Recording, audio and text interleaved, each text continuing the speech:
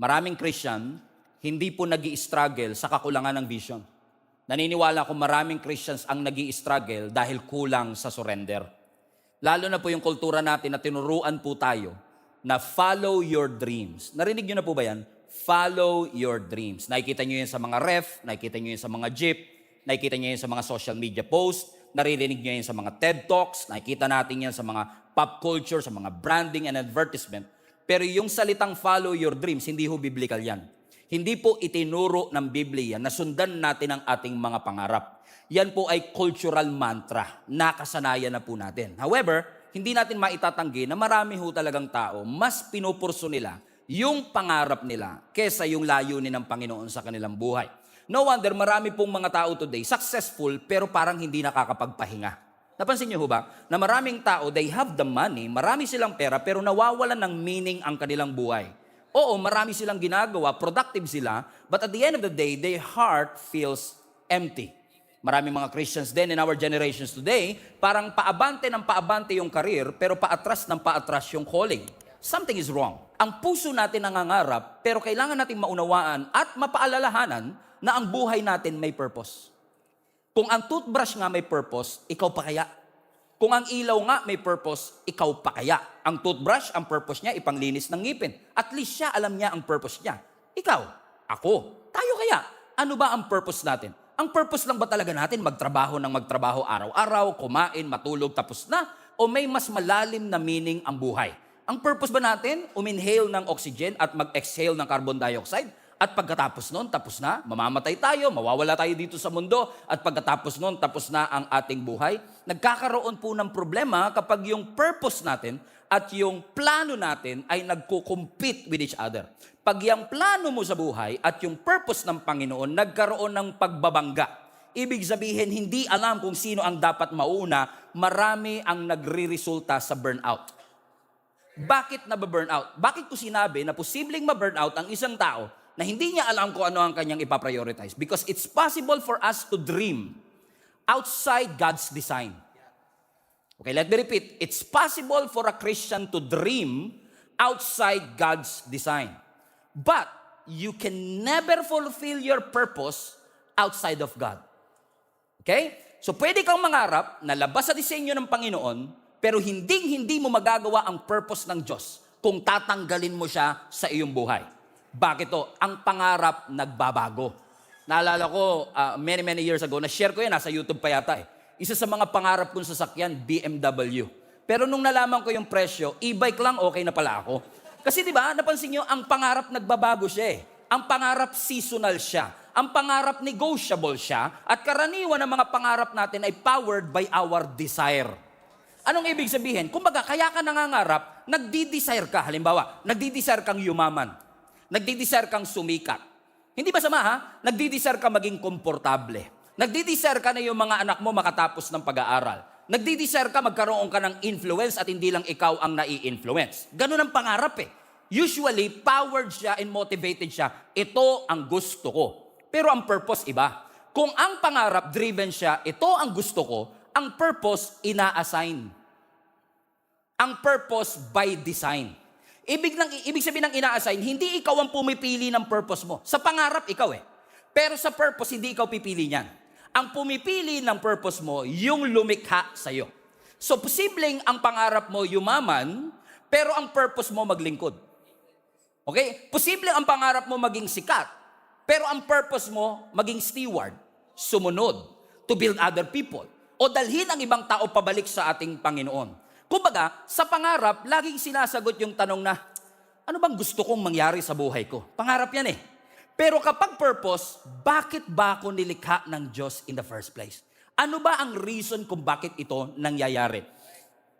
A few months ago, I discussed a message about, I think that is our anniversary Sunday, I discussed about the value and the importance of a potter and a clay. You still remember that? Na si Lord, siya ang humuhulma sa atin at tayo naman ang kanyang clay. Balikan nga natin yung verse sa Isaiah chapter 64 verse 8. Ang sabi ng Biblia, yet you, Lord, our Father, everybody read this with me, we are the clay. Sino yung we? Tayo. Tayo daw po ay putik. Tayo daw po ay clay. Pero sino ang potter? Si Lord. Siya ang ibig sabihin ng potter, siya yung naghuhulma doon sa clay. At dahil siya ang naghuhulma, ano sabi ng last part? We are all the work of your hand. Ibig sabihin, ganito lang kasimple, no? Tayong lahat, sumusunod lang kung ano ang gusto nung potter na naghuhulma sa atin. Komprende? Sino ba ang potter? Si Lord. Sino ba ang clay? Tayo. So kapag ba inassign ka ng Diyos, ako ang potter, ikaw ang clay, control ba yon? Hindi. Manipulation ba yon? Hindi. Binabalik ka lang sa disenyo mo. You are created to follow God's design. Halimbawa, yung clay ba magiging bowl o magiging cup? Sino magdi-decide? Yung potter. Ibig sabihin, walang kaalam-alam ang clay, basta siya sunod lang siya ng sunod. Pag iniikot siyang gano'n, sunod lang siya ng sunod. So kapag sinabi ng potter na, magiging bowl ka, ikaw magiging jar ka, ikaw magiging cup ka, wala siyang magagawa. Now, pwedeng mangarap yung clay. Sabihin niya, gusto kong maging espada. Yan. Halimbawa, yung clay sabi niya, habang inuulma siya, Sir, pwede ba akong maging espada? Pwede kang mangarap, pero nakadetermine pa rin yung future mo doon sa pattern mo. So, ibig sabihin, walang problema mangarap. Pwedeng mangarap ang clay na pwede siyang maging sword. Pero ang tanong, yung clay ba nakadesign para maging espada? No, hindi siya nakadesign para maging espada. Ang espada kayang mag-cut. Ang clay, hindi niya kaya yon. So kahit anong effort ng clay, hindi niya magagawa yung bagay na hindi niya design. Sino sa inyo nangangarap makalipad? Sarap nun, di ba? Kung magkakaroon ka ng superpowers, isa sa mga superpower ko, Pastor, gusto kong makalipad ako. Pero ang tanong, pangarap mo makalipad, gusto mong makalipad, pero nakadesign ka ba para lumipad? Hindi. So kapag tinangka mong lumipad, hirap ka.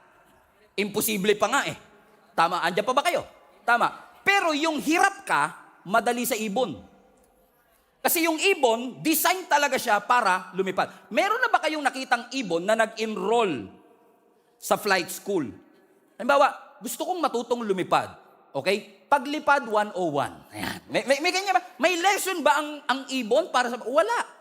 Kumbaga, nung ipinanganak siya, kahit hindi niya pa na-try lumipad, once na pinakawalan siya dahil built-in sa kanya yon, effortless ang paglipad. Halimbawa, ang isda, design siya para sa tubig.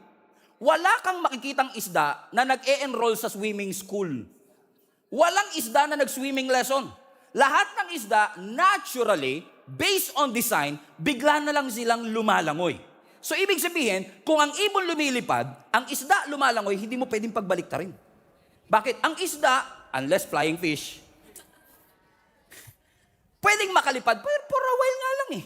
Pero yung ibon, hindi mo siya pwedeng palanguyin at hindi siya makaka-create ng hininga doon. Pero, pagkapali para ng usapan at ibong ka, kayang-kaya ko yan. Pero kung palanguyan ang usapan at isda ka, walang problema. Bakit? You don't try to become what you already are. Hindi mo ini-effort na matutong lumangoy kung dinisenyo ka talaga ng Panginoon sa tubig. Naunawaan niyo sinasabi. Bakit? Depende sa design ng Diyos. That is why, kapag may design, ibig sabihin may designer. Napakalalim nun. Tama? Lahat ng design, ang may pakana niyan, yung designer. So kung tayo ay may design, ang tanong, sino ang designer ng buhay natin? Sino ang nag-design na para ka dito, si Pastor Stephen ay para dito, kasi yes, pwede mong turuan ang ibon para lumipad. Pero sa totoo lang, kahit hindi mo siya turuan, bigyan mo lang siya ng space, lilipad siya. Ang isda, hindi mo kailangan turuan lumangoy. Ilagay mo lang siya sa tubig, matututo siya lumangoy. Bakit? Yun ang kanyang desire. Hindi siya kailangan mag-effort. And I realize one thing. Kaya maraming tao ngayon ang pagod, anxious, pressured, hindi dahil mahirap ang buhay. Kaya tayo pagod, kaya tayo pressured, kaya tayo anxious, kasi kumikilos tayo na labas sa design ng Diyos. At pag kumilos ka na labas sa design ng ating Panginoon, kahit mag-effort ka, kung hindi mo yung design, hindi mababago ang function mo. Kahit na mag-aral ang ibon lumangoy, kung hindi yun ang design niya, hindi siya makakahinga sa ilalim ng tubig. Kahit na ang isda, mag-aral pa siya ng 4 na taong kurso, kung paano siya lilipad, kung hindi niya design yun, hindi niya magagawa. At kahit anong pilit mo anak, kahit anong pilit mo kapatid, kung hindi ka dinesign ng Panginoon kumanta,